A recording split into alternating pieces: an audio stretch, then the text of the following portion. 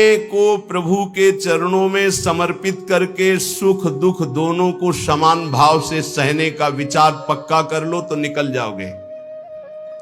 अगर सुख के भोगी बने तो दुख में भाग जाओगे, टिकोगे नहीं इस मार्ग में, चाहे गृहस्थ हो चाहे विरक्त हो।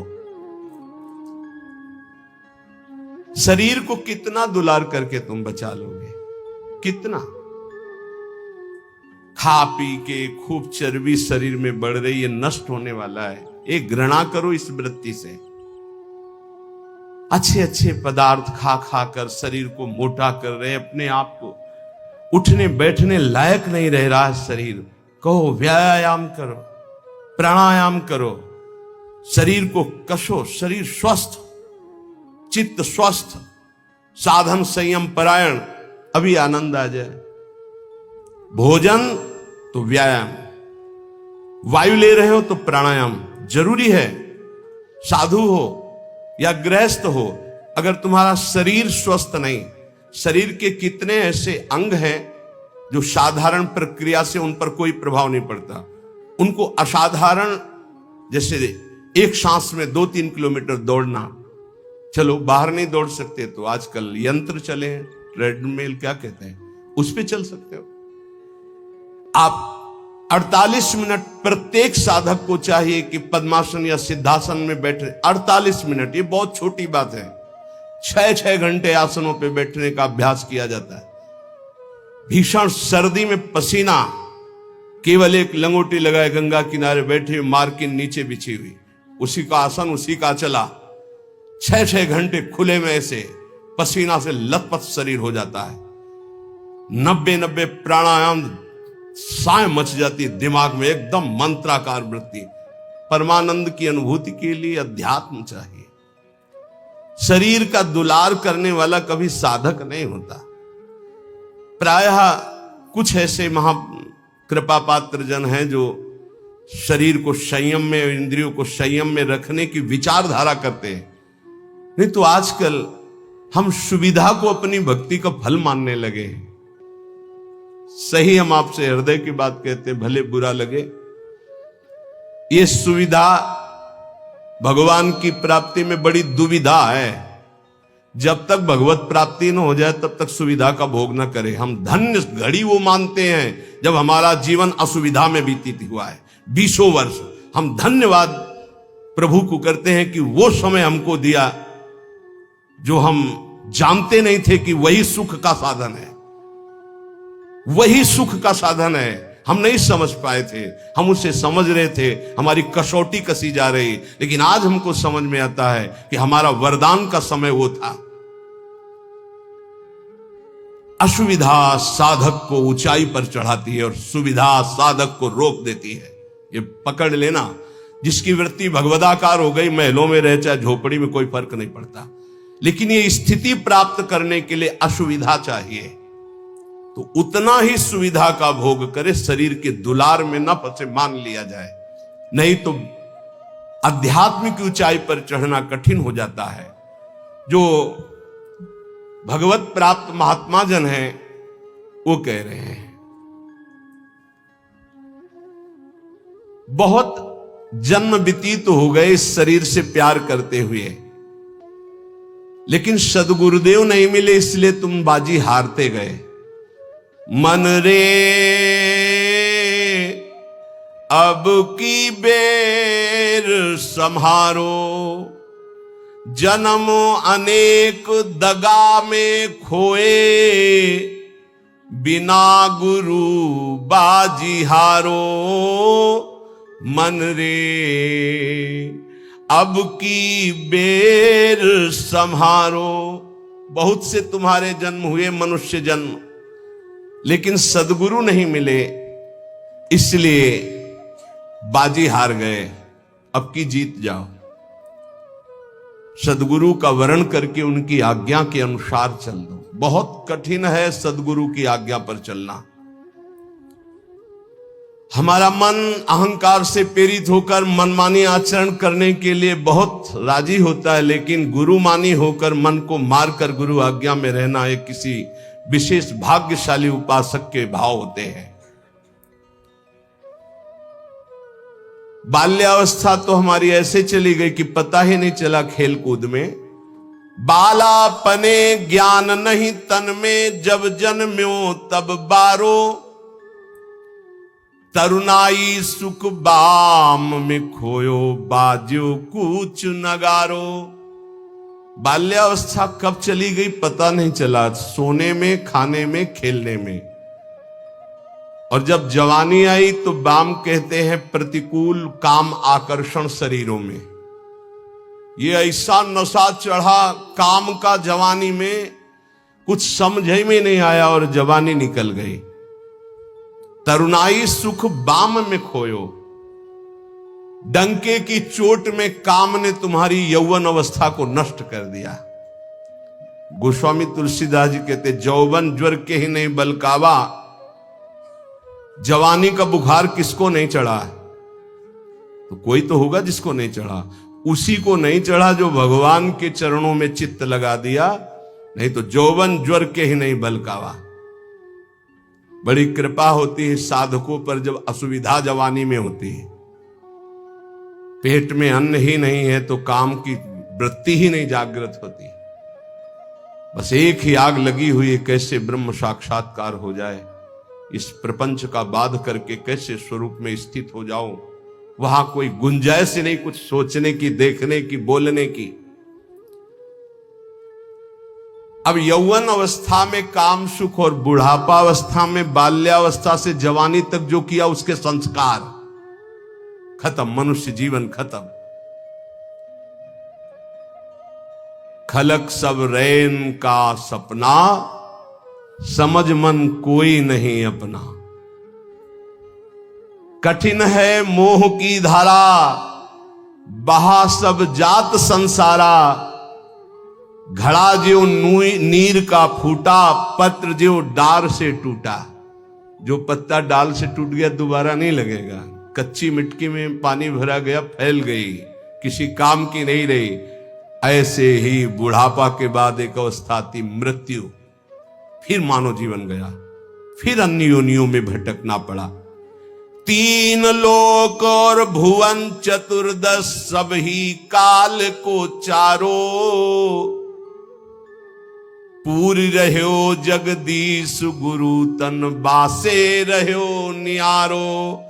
कहे कबीर सुनो भय साधु, सब घट देखन हारो। जन्म अनेक दगा में खोए, बिनु गुरु बाजी हारो। मन रे अब की बेर संहारो। चाहे जितना तुम पुण्य करके चाहे जिस लोक में जाओ, तीनों लोकों तक काल का नगाड़ा बजता है। हर समय वो विनाश लीला करता रहता है। सब काल का चारा है, कोई नहीं बच सकता। जैसे हरिवंश प्रपंच बंच सब काल ब्याल को खायो। यह जिय जान श्याम श्यामापद, कमल संगी सिर नायो। गुरुदेव ने जिसको स्वीकार किया और जगदीश का ज्ञान प्रदान कर दिया, कबीर साहब कहते हैं भाई सुनो, वही विजय प्राप्त कर लिया जो घट घट में सबको आराध्य देव माना। हर घट में हमारा आराध्य देव विराजमान है, वो जीवन मुक्त हो गया। इस शरीर का धारण करना मानव देह का यही सफलता है। नाम जप करते हुए सब में भगवत भाव करके अपने आप का उद्धार कर ले। समझो रे भाई, समझो रे, अरे हिया नहीं रहना, करना अंत पयाना। जाना है भाई जाना है, मरना है भाई मरना है। आज नहीं तो कल मरना है। गंदे विषय सेवन करके नहीं, भगवान नाम जप करके, अच्छे आचरण करके, भगवत प्राप्ति करके मरना है। यदि हम इस मनुष्य शरीर से भगवत प्राप्ति नहीं कर पाए तो हमारे दुख का अंत नहीं होने वाला। प्रेम भक्ति की रीति समुझ कर हित सो राम रिझावे। गोविंद के कौतुक गुण लीलाता को ध्यान लगावे। सेवा सुमिरन बंदन अर्चन नौधा सो चित लावे। अब की अवसर भलो बनो है बहुरी दाव कब पावे।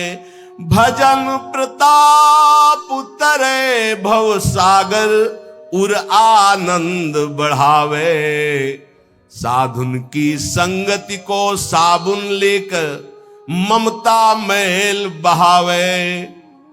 हे भाई, बिना प्रेम भक्ति के भगवान की प्राप्ति कठिन है।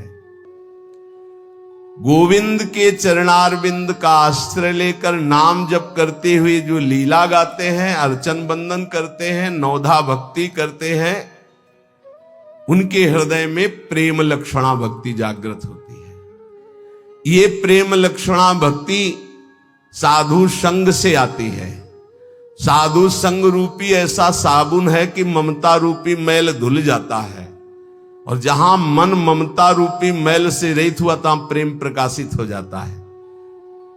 प्रेम प्रकाशित होने में जो बाधा है, भक्ति करते हुए और साधु संग करते हुए भी यदि प्रेम प्रकाशित नहीं हो रहा, तो ये कुछ बाधाएं इसमें वर्णन की गई है। ध्यान से सुन लो, और इनको कभी करना नहीं तो प्रेम भक्ति जरूर जागृत हो जाएगी। पहला, आहार दोष।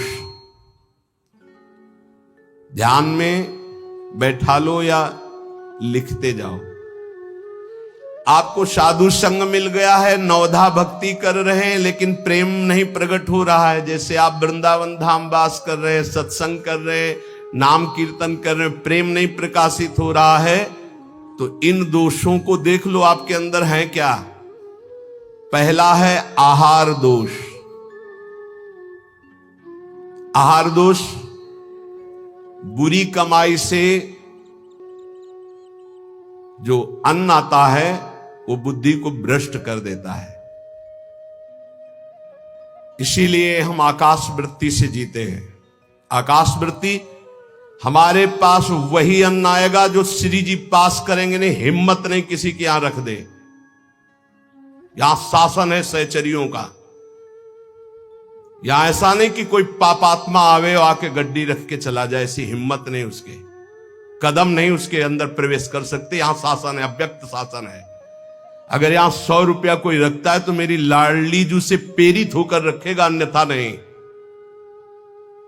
इसीलिए दो प्रकार से हमारा भोजन चलता है। एक तो ब्रजवासियों की टूक मांग के आते हैं, और दूसरा आकाश वृत्ति से जो आता है, बिना मांगे, बिना इशारा किए और बिना किसी प्रकार का सम्मान दिए। ये नहीं कि आप अर्थ देने वाले हो तो आपको एकांत में बुलाकर जयमाला पहनाई जाए कि जय हो आपकी, आपसे बिल्कुल नहीं। और हो सकता है कि आपको कटु वचन सुनने पड़े और फिर आप रखो तो तुम बहादुर नहीं, लेके जाओ। लक्ष्मीपति जिनके सेवक हैं, उनके सेवक हैं, इसलिए हर अन्न का कण पवित्र होगा। यहां का हमारी स्वामिनी के द्वारा प्रेरित जो आता है वो हृदय से स्वीकार है।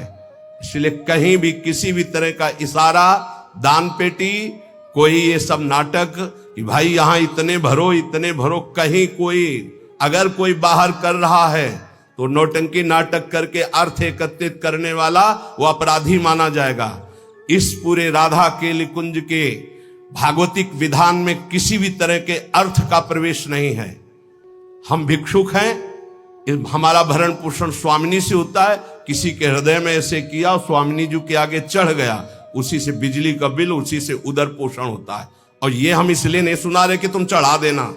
हम तो कसम खवाई सत्संग में कि जिनको ये लगता हो कि मेरे द्वारा चलता है, तुम्हें इष्ट की कसम है, यहां चवन्नी मत चढ़ाना। हम देखते हैं अपने स्वामी को, तुम्हारे से हमारा नहीं चलता, हम स्वामी से देखते हैं जिनसे अनंत ब्रह्मांड। तुमने सहयोग किया था ब्रह्मांड बनने में क्या? अनंत ब्रह्मांड एक संकल्प में बन गए, उनके हम दास हैं। तो जो अधर्म की कमाई से, अधर्म की कमाई कैसे होती है? जहां हमारा धर्म कहता है कि ये नहीं लेना चाहिए, हम उसे लेते हैं। जहां हमारा धर्म कहता है ये नहीं करना चाहिए, उसे हम करते हैं और फिर वो अर्थ लेते हैं। कई तरह के अधर्म की कमाई होती है। इसको हमने देखा भ्रमण के समय में जैसे कहा जाता है कि आपका ब्लैक व्हाइट हो जाएगा, ऐसा हमने नहीं कहीं पढ़ा, शास्त्रों में नहीं पढ़ा, संतों से नहीं सुना। धर्म से 10 रुपया कमाओ, 4 रोटी बनाओ, 1 रोटी में 4 टुकड़े कर लो, 3 में तुम पाओ, 1 गाय को दे दो, कौआ को दे दो, 1 भिक्षुक संत को दे दो, 1 ऐसे डाल, कोई जीव जंतु खा ले, इसे कहते हैं वो तुम्हारा धन और पवित्र हो गया। पापाचरण करके आओ, 1 लाख में 10,000 दो, नरक जाओगे, क्योंकि वो 10,000 जो खाएगा उसकी बुद्धि भ्रष्ट हो जाएगी। आहार दोष। जब द्रौपदी जी और महाराज युधिष्ठिर और भगवान श्री कृष्ण भीष्म पितामह को घेरे हुए प्रश्न उत्तर हो रहे, तो बहुत शास्त्र का ज्ञान दे रहे हैं, बहुत हजारों प्रश्नों के उत्तर भीष्म पितामह जी ने दिए। तो जब धर्म का उपदेश कर रहे थे तो कहा रुको पितामह, ये वही बुद्धि है उसी महापुरुष की जो सभा में बैठा था, मुझे वस्त्रहीन किया जा रहा था, मैं चीख चीख के पूछ रही थी क्या ये धर्म है? उस समय ज्ञान तुम्हारा कहां चला गया था जो आज ज्ञान उपदेश कर रहे हो? तुम मुस्कुराए और कहा बेटी तुम्हारा प्रश्न धर्मयुक्त है। वो सब बह गया, 6 महीने बाणों की सैया पर वो खून बह गया है। इस समय मैं शुद्ध हूं, जो प्रश्न करोगे ठीक धर्मयुक्त उत्तर होगा। उस समय पापी दुर्योधन का अन्न खाने से मेरी बुद्धि मलिन हो गई थी। उदाहरण दिया कि एक परमहंस जी जंगल में कंदमूल फल खाकर रहते थे। एक दिन राजा की दृष्टि पड़ी, श्रद्धालु था, साष्टांग दंडवत की, महाराज महल पधारिए और अपने चरणामृत से, चरण रज से महल को पावन करें और प्रसाद पाए। मना कर दिया, हम तो कंदमूल फल खा गए। चला, दूसरी बार फिर आया, तीसरी बार फिर आया, मन में आया चलते, ठीक है। राजा बहुत प्रसन्न हुआ, आदर के साथ ले गया, महारानी ने स्वयं बनाया, महाराज संत भगवान ने पाया, गए। अब जब जंगल में आए तो मन नहीं लगा भजन में। कहां सूखे कंदमूल फल और कहां रसीला वो भोजन राज परिवार का और रानी के हाथ का बना। अब तो अच्छा दृश्य देखने की इच्छा नहीं होती हो, गुलरी पाकर यही फल जंगली। बस अब ये इंतजार था कि राजा आ जाए और निमंत्रण दे दे। अन्न का प्रभाव। राजा आया, संकल्प ऋषि का, महाराज वो पहले बार में हाँ हाँ वो तो आप बड़े भगत हो, एक बार जाके हमने देख लिया, बड़ी श्रद्धा है। दोबारा गए तो प्रसाद बना रही थी रानी, तो दृष्टि गई हार पे। हार श्रृंगार उसमें रखा हुआ था, पेटी से खुल अपनी झोली में डाल लिया, बैठ गए, प्रसाद पाया, चले आए, झोली टांग दी। सायंकाल रानी जब श्रृंगार के लिए बैठी तो देखा और पेटी खाली, हार नहीं। तो उनका महाराज यहां किसी चोर का प्रवेश है नहीं, आपके वही सन्यासी जी जो आए थे वही ले गए। ऐसा नहीं, वो तो बहुत त्यागी वैरागी, वो हार क्या करेंगे? बोले हमारी दास दासियां, निजी दास दासियां, ये कहीं बाहर नहीं जाती हैं, तो ये क्यों चोरी करेंगे? इनका और कोई है नहीं, ये तो हमारी सेवा में रहती है। राजा को भी पक्का प्रमाण लगा कि संत, पर उन्होंने कहा नहीं, हमारे संतों की अवहेलना होगी, आप इस शब्द मत उच्चारण करो, मैं दूसरा बनवा देता हूं। 2, 4, 5 दिन वो उपवास किए संत भगवान, तब उन्होंने जंगल से फल लाने की सोचा, झोली में हाथ डाला तो देखा वो हार। उनका हार कैसे आ गया? वो मैंने चोरी की, ये कितना निंदनीय मेरी बुद्धि हो गई, कैसे मैं निकृष्ट हो गया, हार लिया और ऐसे मैं चोर हूं, मैं चोर हूं, वहीं से कहते हुए राज दरबार में मैं चोर हूं। महाराज उतरे, दंडवत किया, कहा महाराज आप चोर नहीं हो। नहीं मैं चोर हूं, मैंने हार चोरा। बोले महाराज मैंने परीक्षा के लिए आपकी झोली में डाला था और उनको ऐसे ले गए, कि सभा को कहीं ये न लगे कि संत ऐसे होते हैं। एकांत में ले गए और बोले महाराज आप ही चोरी करने वाले, आप ही ईमानदारी से वापस लाने वाले, मेरी समझ में नहीं आया। तो बोले शास्त्रों में जो लिखा है, आप कल सुने थे चर्चा में, प्रताप रुद्र जी के दर्शन के लिए भी महाप्रभु ने निषेध कर दिया था। राजअन्न निषेध माना गया है अगर वो वैष्णव भक्त ना हो तो। बोले ये राजअन्न का प्रभाव है कि मेरी बुद्धि लुभायमान हो गई और स्वर्ण की चोरी कर ली। कई दिन से भोजन नहीं पाया, वो सूख गया, रक्त जल गया, तो इसलिए अब मेरी बुद्धि शुद्ध हुई। ये तुम्हारे अन्न का दोष है जो हमने 2 बार पाया, उससे मेरी बुद्धि पतित हो गई।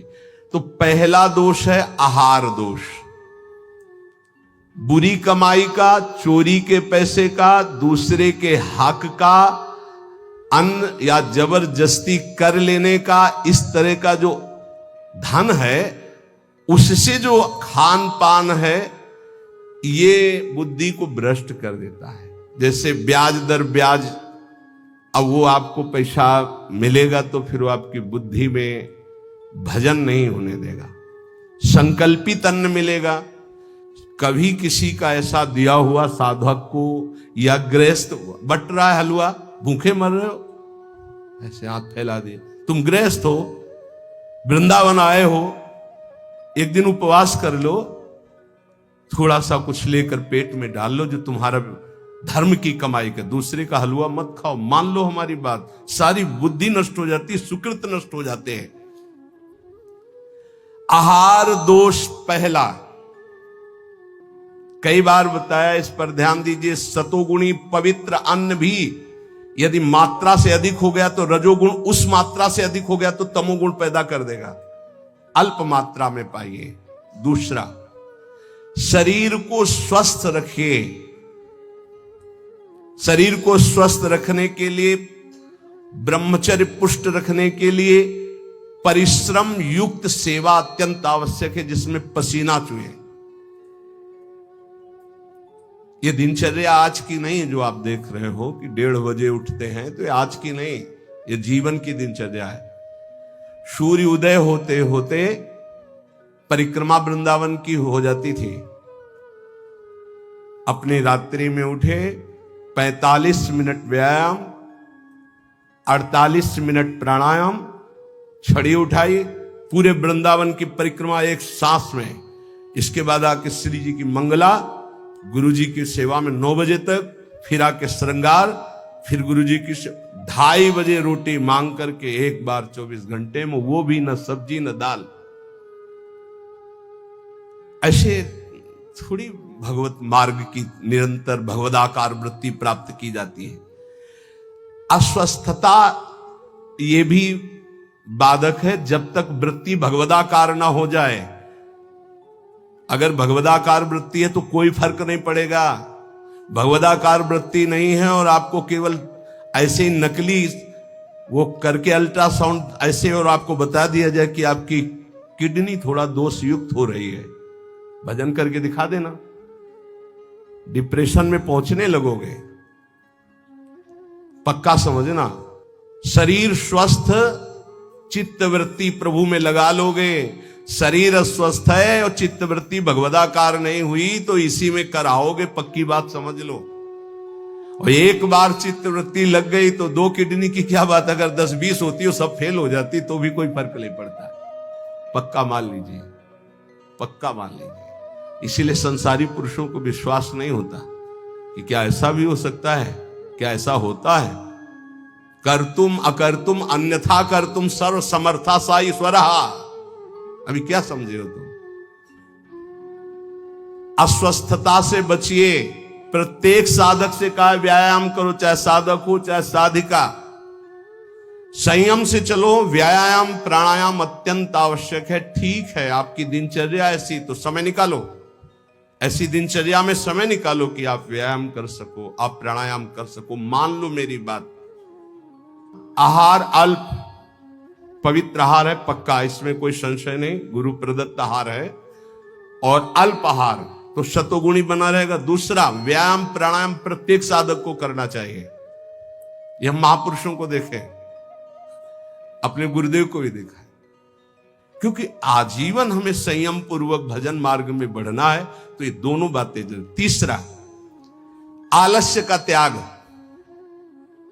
आलस्य वृंदावन रहते हुए, भजन करते हुए भगवत मार्ग में आपके प्रेम क्यों नहीं प्रकट हो रहा? यह सिद्ध महापुरुष के द्वारा बताए हुए।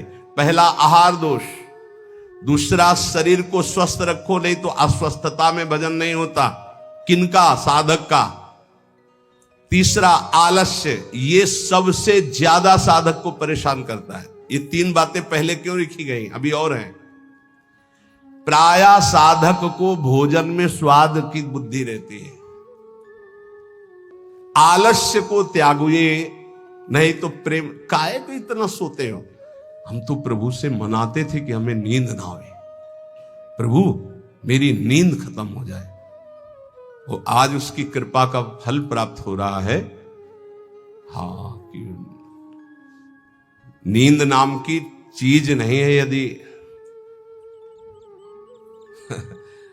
और कोई डिस्टर्ब भी नहीं, कोई परेशान भी नहीं है। ये बस अगर आप ठिकाने देखो, नींद को विश्राम जो इंद्रियों को मिलता है नींद में ना, वो संसार का चिंतन छोड़ने से। खास बात समझिए, 6 घंटे संसार का चिंतन छोड़ के बड़ा फ्रेश लगा, और 6 घंटे अगर भगवान के चिंतन में संसार को भूल गए तो कैसा लगेगा, सोचो। चौथा है प्रमाद। प्रमाद माने जो अभी काम करना है वो कल कर लेंगे, कल कर लेंगे ना। करने योग्य काम को आगे के लिए छोड़ देना और ना करने योग्य काम को तत्काल करना, जबकि साधक इसका उल्टा करता है। करने योग्य कार्य को तत्काल करता है, ना करने योग्य कार्य के लिए उपस्थित